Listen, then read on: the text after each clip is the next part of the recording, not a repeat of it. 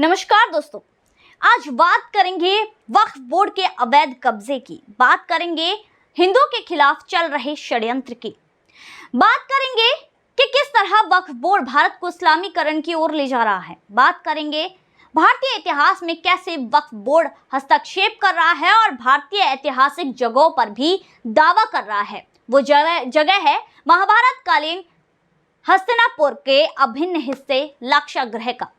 दोस्तों, आपको लाक्षागृह तो याद होगा, जो वही लाक्षागृह है जिसको दुर्योधन ने एक षड्यंत्र के तहत पांडवों को मारने के लिए बनवाया था। और जब पांडवों को इस षड्यंत्र का पता चला तो उन्होंने नीचे लाक्षागृह के अंदर से ही सुरंग खोदी, जो सुरंग हिंडन नदी के पास निकलती थी। उस सुरंग से वो बाहर निकले और लाक्षागृह को भीम ने आग लगा दी।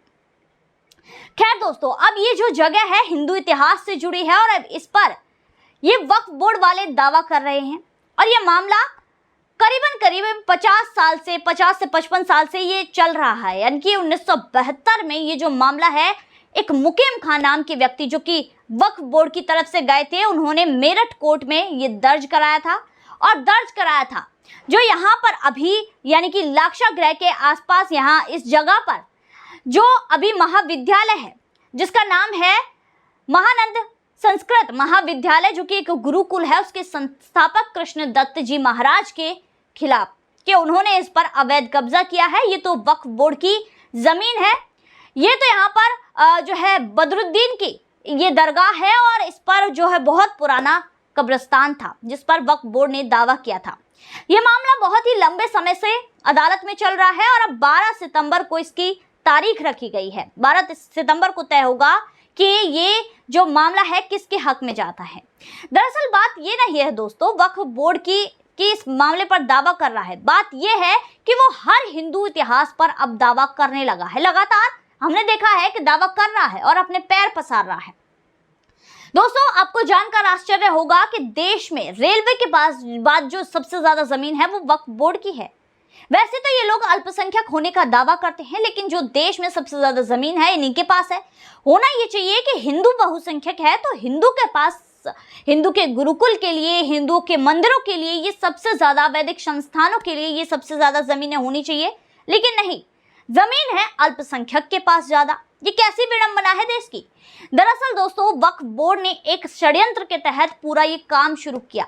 जो भी जगह अच्छी लगती है उस पर वहां ये नमाज पढ़ना शुरू कर देते हैं, 4 ईंटें लगाकर चादर चढ़ा देते हैं और उसको नाम देते हैं मजार का नाम देकर आसपास की सारी जमीन की घेराबंदी कर लेते हैं और जमीन को घोषित कर देते हैं वक्फ बोर्ड की जमीन।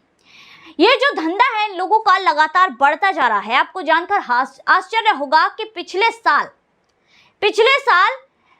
लगातार ये जो मजारे बनने का मामला है, अवैध मजारे 2 लाख के करीब, 2 लाख से भी ज्यादा मजारे अवैध पिछले साल, एक साल में बना दी गई और अब साल 2024 तक आते आते ये जो मामला है, ये जो मजारे बनने का सिलसिला है, ये 4 लाख तक पहुंचने वाला है। अवैध मजारे ये लोग यही करते हैं, जो जमीन इन्हें अच्छी लगती है वहां पर जाते हैं, नमाज पढ़ना शुरू करते हैं। हाल ही में कुतुब मीनार पर भी इन्होंने नमाज पढ़नी शुरू कर दी है। जो इन्हें ऐतिहासिक जगह दिखती है वहां पर शुरू कर देते हैं और धीरे धीरे अपना दावा ठोकने लगते हैं कि ये तो मस्जिद है। ये धंधा लगातार ये लोग कर रहे हैं, कहीं भी 4 ईंटें लगाकर चादर चढ़ा देते हैं और उसको अपनी जो है दरगाह घोषित कर देते हैं, मजार घोषित कर देते हैं। ये तो उसकी मजार है, ये तो उसकी मजार है। और विडंबना ये है कि हिंदू भी उन मजारों पर जाते हैं।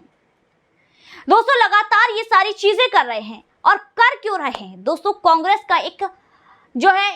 ने एक कानून बनाया था 1995 में, वक्फ एक्ट, जो कि सीधे इन लोगों को फायदा पहुंचाने के लिए था। वक्फ एक्ट में है क्या? वक्फ एक्ट में यह है कि अगर वक्फ बोर्ड किसी भी जमीन पर, आप मान लीजिए आप मेरी वीडियो सुन रहे हैं, आपकी ही जमीन पर अगर वक्फ बोर्ड दावा कर देता है तो ये वक्फ बोर्ड की जिम्मेदारी नहीं है कि वो ये साबित करे कि ये जमीन वक्फ बोर्ड की है। ये साबित आपको करना होगा कि ये जमीन आपकी है। आपके पास पर्याप्त कागज है, आपको कोर्ट के चक्कर लगाने होंगे। वक्फ बोर्ड तो बस दावा करके शांति से बैठ जाएगा। वक्फ बोर्ड को कुछ भी करने की जरूरत नहीं है, वो जमीन अपने आप ही वक्फ बोर्ड की हो जाएगी। अगर वो जमीन आपको चाहिए, अगर वो वाकई आपकी है, आपको चाहिए, तो उसके लिए आपको कोर्ट के चक्कर लगाने होंगे।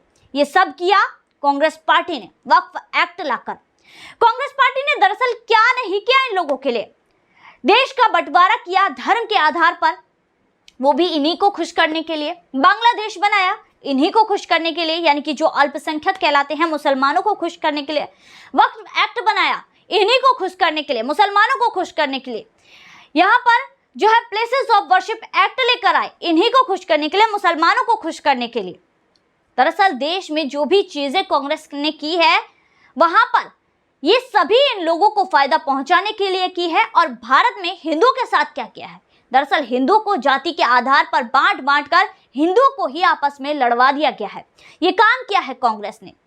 दोस्तों, वक्फ बोर्ड लगातार ये सारी चीजें कर रहा है और आपको आश्चर्य होगा जानकर कि तमिलनाडु में त्रिची जिले में 18 गांव ऐसे हैं जहां पर जिन गांव पर वक्फ बोर्ड दावा कर रहा है। और आपको ये और भी ज्यादा जानकर हैरानी होगी कि इन गांव में, एक गांव में जो कि त्रिची जिले में ही है, उसमें तो 1500 साल पुराना मंदिर भी है, जबकि इस्लाम का नामो निशान नहीं था, उतना पुराना मंदिर है। फिर भी वक्फ बोर्ड अपना दावा कर रहा है कि ये जमीन उन्हीं लोगों की है, वक्फ बोर्ड की है। दोस्तों, यहाँ पर 18 गांव पर वक्फ बोर्ड अपना दावा कर रहा है, कब्जा करने वाला है। लेकिन भारत में हो क्या रहा है? दरअसल जो कांग्रेस ने कानून बनाए हैं उनको खत्म करना होगा और इन लोगों के पैर रोकने होंगे। दोस्तों, हम भी जानते हैं कि सरकार के लिए एकदम से ये सारी चीजें करना पॉसिबल नहीं है और धीरे धीरे यहाँ पर ये सारी चीजें हो रही हैं। दोस्तों, ज्ञानवापी का ही मामला ले लीजिए।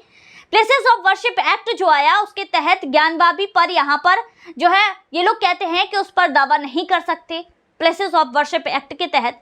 लेकिन आपको जानकर ये आश्चर्य होगा, हैरानी होगी कि कहीं ना कहीं हिंदुओं को ये लग रहा है, हमें ये लग रहा है कि ये प्लेसेस ऑफ वर्शिप जो एक्ट है, ज्ञानवापी का मामला, इसको खत्म करने के लिए ही उभरा है। यहाँ पर भगवान इसको जो है यहाँ पर लोग लेकर आए हैं कि कहीं ना कहीं यही कारण बनेगा इस एक्ट को खत्म करने का।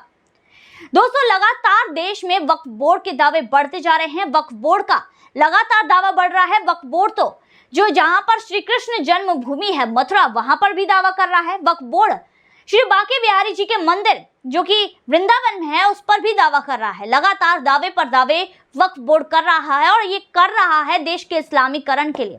दरअसल किसी भी जमीन पर वक्फ बोर्ड दावा कर देता है और लोगों पर दबाव बनाता है पैसे के लिए। और दावे भी वक्फ बोर्ड ऐसी ही जमीनों पर करता है जहां पर जो है गरीब लोग होते हैं, जिनके पास पैसा नहीं होता, कोर्ट के चक्कर लगाने के लिए पैसा नहीं होता, कोर्ट में मोटी रकम खर्च करने के लिए पैसा नहीं होता, जिसके बाद ये लोग प्रेशर बनाते हैं कि आप अपना धर्म परिवर्तन कर लीजिए, आपको जमीन मिल जाएगी।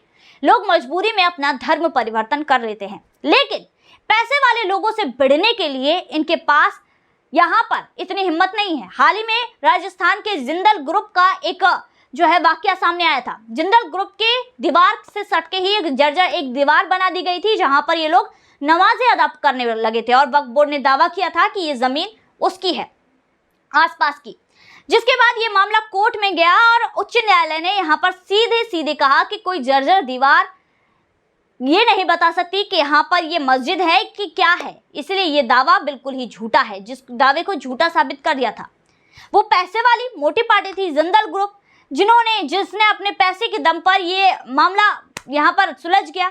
लेकिन यहाँ पर सालों साल ये मामले चलते रहते हैं। वक्फ बोर्ड गरीब इंसान को दबाता है और उसके बाद धर्मांतरण करा देता है। लगातार ये सिलसिला देश में चल रहा है और ये वक्फ बोर्ड कहीं ना कहीं देश को इस्लामीकरण की ओर ले जा रहा है और दूसरी तरफ देश की एक के बाद एक जमीन को हत्या रहा है। कहीं कब्रिस्तान का दावा कर रहा है तो कहीं मजार होने का दावा कर रहा है, कहीं मस्जिद होने का दावा कर रहा है तो कहीं अपनी पर्सनल प्रॉपर्टी का ये लोग दावा कर देते हैं, वक्फ बोर्ड की प्रॉपर्टी का दावा कर देते हैं।